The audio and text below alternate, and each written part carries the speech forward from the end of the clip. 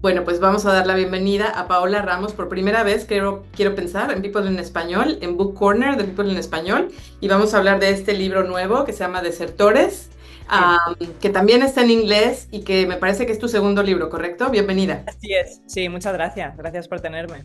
Sí, qué bueno. Oye, felicidades, el libro está buenísimo. Lo estuve leyendo este fin de semana. Se va bien rápido porque es un tema súper interesante. Pero quiero que tú lo expliques, porque obviamente tú eres la experta. ¿Quiénes son los desertores?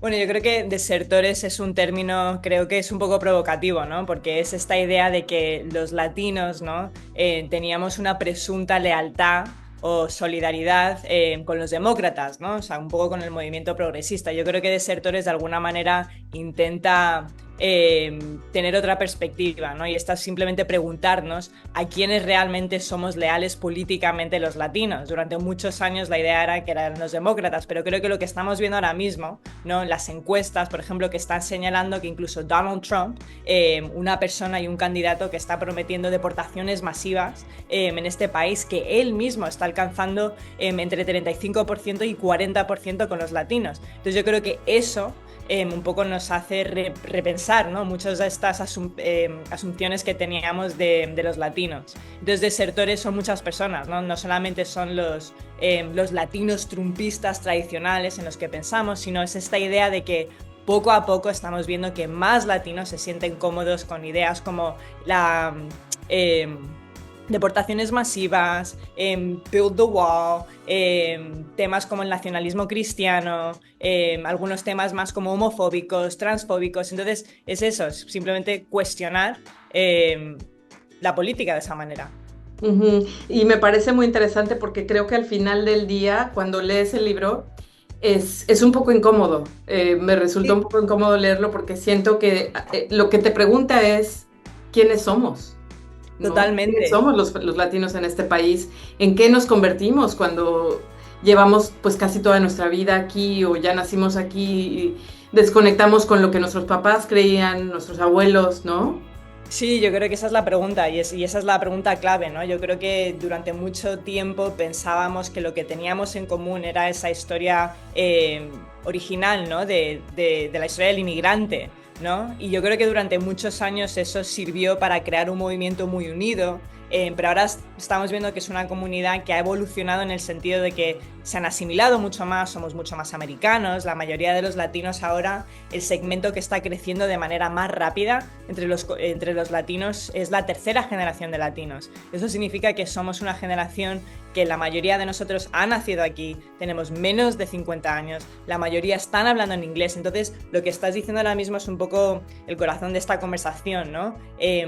¿Quiénes somos? Somos una comunidad que se siente más en casa, un poco con esta idea americana blanca, o somos una comunidad que se siente más en casa con esta idea de una comunidad latina distinta, ¿no? Y yo creo que esa es un poco la conversación que estamos teniendo. Pero creo que a mí también me resultó un poco incómodo escribirlo porque aprendí muchas cosas que yo tal vez no tenía el lenguaje o no sabía, ¿no? Un poco entendiendo el peso de la colonización en Latinoamérica y cómo tal vez eso creó una visión muy compleja, ¿no? Del racismo, del colorismo, creó también un poco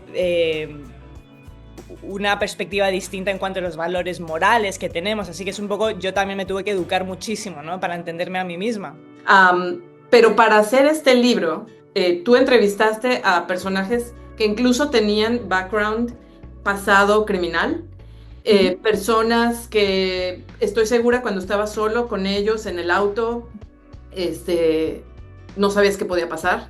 Yo sé Ujú. que muchos de estos riesgos vienen con el periodismo. Claro, claro. Cuéntanos un poco sobre ese proceso de cómo fue encontrarlos, entrevistarlos. Hay un chico que me sorprende mucho que patrulla la frontera, anda solo todo el tiempo, le apaga el radio, solo está como Sí, escuchando sus pensamientos, que te sí, da sí, como sí. escalofrío pensar en esa situación en la que tú estás ahí tratando de conseguir la historia, pero también en pensar que hay muchos de esos personajes allá afuera, ¿no?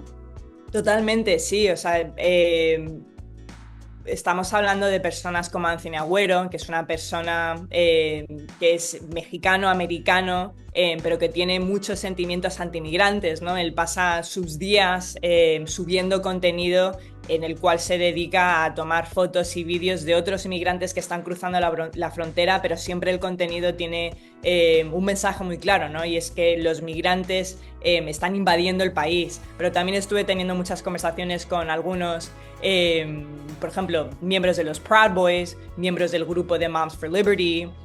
Tuve conversaciones con varios sacerdotes evangélicos, pero que precisamente tienen una perspectiva muy conservadora del nacionalismo cristiano. Entonces sí, o sea, yo creo que cuando uno entra en estas conversaciones, yo también tengo mis propios estereotipos, ¿no? De lo que voy a encontrar.